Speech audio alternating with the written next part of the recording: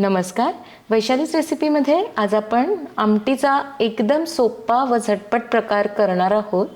यासाठी कुठलीच डाळ शिजवायची नाही, त्यामुळे अवघ्या 10 मिनिटात ही आमटी तयार होते आणि कुणालाही सहज बनवता येईल इतकी करायला सोपी आहे.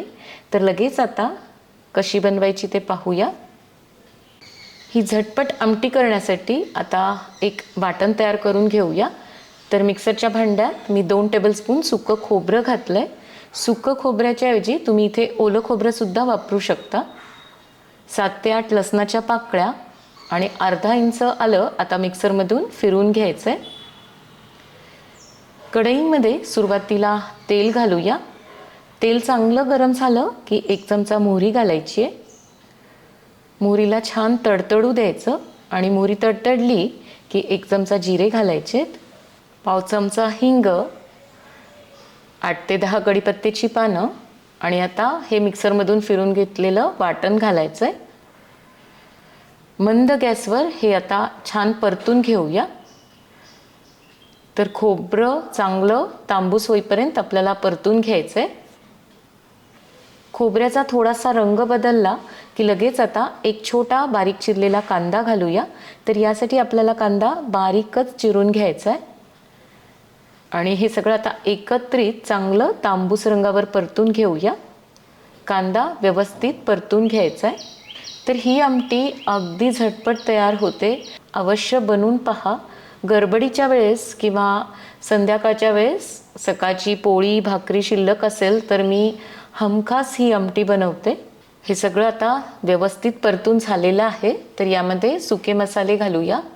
1 चमचा लाल तिखट घालायचं आहे, अर्धा चमचा हळद, चवीनुसार मीठ आणि अर्धा चमचा मी गरम मसाला घातलाय.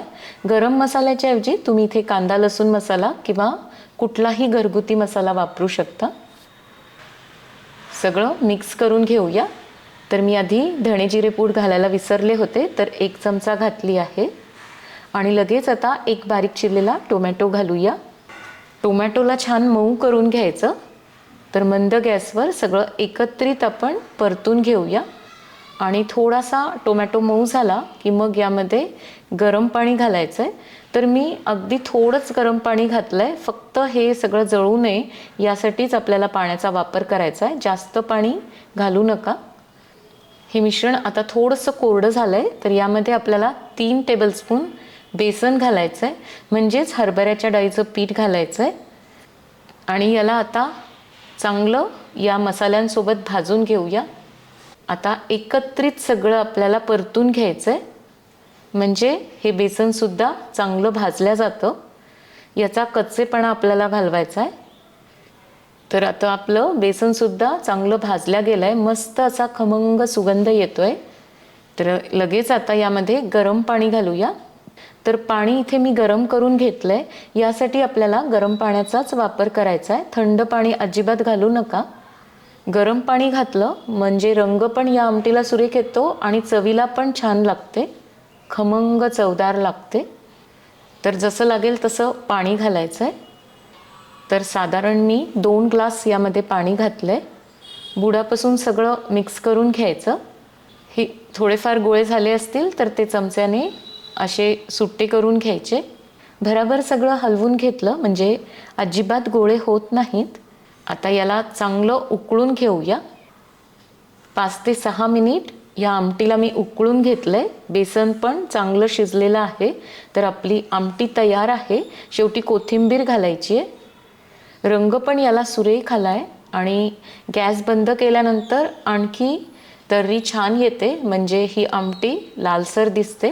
ही आमटी तुम्ही भातावर घालून खाऊ शकता, पोळी भाकरी चुरून त्यावर सुद्धा घालून खाता येते किंवा नुसती प्यायला सुद्धा एकदम मस्त लागते. तर अवश्य बनवून पहा आणि आजची रेसिपी तुम्हाला कशी वाटली केल्यानंतर कमेंट करून जरूर कळवा. व्हिडिओला लाईक आणि शेअर करायला अजिबात विसरू नका. चॅनलवर नवीन असाल तर सबस्क्राईबही जरूर करा. पुन्हा भेटूयात एका नवीन रेसिपीसोबत. तोपर्यंत मस्त खा आणि मस्त रहा.